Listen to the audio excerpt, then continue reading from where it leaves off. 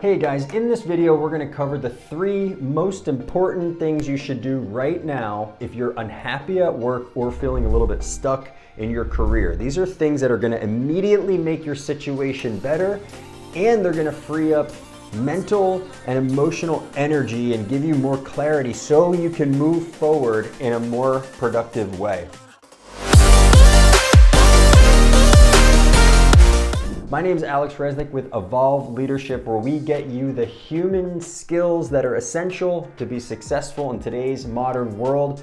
If you're new here, thank you for tuning in. I appreciate it. And also make sure to hit the subscribe button below so that I can continue to get you tips and advice on being a better communicator, building better relationships, and all the other essential human skills that really elevate your game, both in your personal and professional life. So without further ado, let's just jump right into it. We've all been there, all been in a situation where we were either unhappy in our job, hated our boss, we were frustrated with clients, or maybe we just felt completely stuck in the wrong career path as a whole. And what happens in that situation is we start to feel so stuck that it ends up being this vicious cycle where it snowballs into negativity that starts to affect all these other areas of our lives. And it's a sad reality, we all go through it, but it doesn't have to be that way.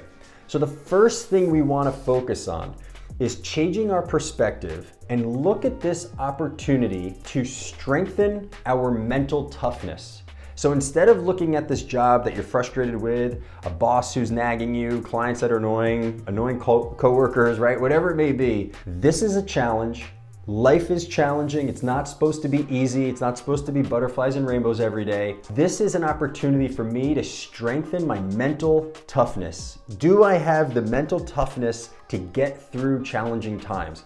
And if you look at your difficult situation from that perspective, it'll immediately start to give you a little bit of gratitude that, you know what, you're actually getting a little tougher to handle all these other challenges that life is inevitably going to throw at you. The next thing I want you to do with that is look at it as a practice in emotional management. This is a key pillar to emotional intelligence as a whole. If you can strengthen the muscle that is managing your emotions, that is a freaking superpower for like every area of your life. Whether you're arguing with your spouse or your kids, you're trying to get a raise from your boss, you're trying to sell to a client, if you can keep a neutral emotional state, even if you're triggered and frustrated or something is making you angry, but you can take a step back and manage your emotions and stay neutral, it'll allow you to respond in a more productive or effective way versus a triggered, emotionally charged reaction. Rarely do those get the result you're actually looking for, right? The first step to all of this is look at this challenging opportunity as a practice in emotional management and mental toughness, right? So say thank you to this shitty job you might have right now, or this feeling stuck in this career path that you're in right now, because it's toughening you up, right? So that's the first thing I want you to do. The second thing I want you to do is look for opportunities at work where you can be of service to someone else. Maybe it's a coworker. If you're frustrated at work, it's likely that other people are too, especially if they're on your team and you have maybe a shitty boss, or you're dealing with a challenging clients and you guys are working on a project together. Look for opportunities to either help someone else. Can you be there for them? Is there someone going through a personal and maybe a tough time personally, and you could just be someone that they can talk to or they can rely on? Are there opportunities where you can maybe train someone else or mentor someone else? I know for me personally, I was in a corporate job maybe 6 or 7 years ago now where I was in my last year feeling very frustrated, very stuck. There's a lot of things not going well in the way that I wanted things to go with work. And instead of leaving, I started looking for opportunities to mentor some of the new sales reps and go on ride-alongs with them. Because for me, I felt like I can help this person, I can get them knowledge and experience and training, and it also made me feel good. If you can look for an opportunity to be of service to someone else, another project, help a client, or another really good one that I did too as well, is look for opportunities to use it to expand your network or expand your knowledge base? Is there a learning center of some sort, maybe in the intranet at your job or at your company, where you can continue to just extract knowledge and improve yourself? If you're doing these things, service to others, a project, continuing to grow, whatever, you're gonna have a new purpose going to that job. I'm not gonna say it's lasting forever. I'm not saying that, cool, now you just stay here for the rest of your career, but it gives you something to look forward to instead of just that, stuck, shitty feeling of like, oh, I'm going back to this job that I really don't like. So that's the second thing I want you to do, is look for an opportunity to help someone else, be of service in some other way outside your job description, or extract some knowledge or networking opportunities that you can while you're still there. And then the third thing I want you to do is I want you to spend 30 minutes every night. And do not react right now with, I don't have 30 minutes, because I have friends with 3 kids and they're a single mother and they still can find 30 minutes. So when you're cooking dinner and you sit down to eat, or if you're getting ready for bed, or let's just be real, sadly, if you're just wasting time scrolling on Instagram, sitting on the couch, right, doing nothing. Instead, I want you to take 30 minutes. I want you to get a journal or a Google Doc, I don't care, but one dedicated place where you start to write down other things you're curious about, whether it is other job functions, or if you're not sure what other jobs you might be curious about, what other creative pursuits are you interested in?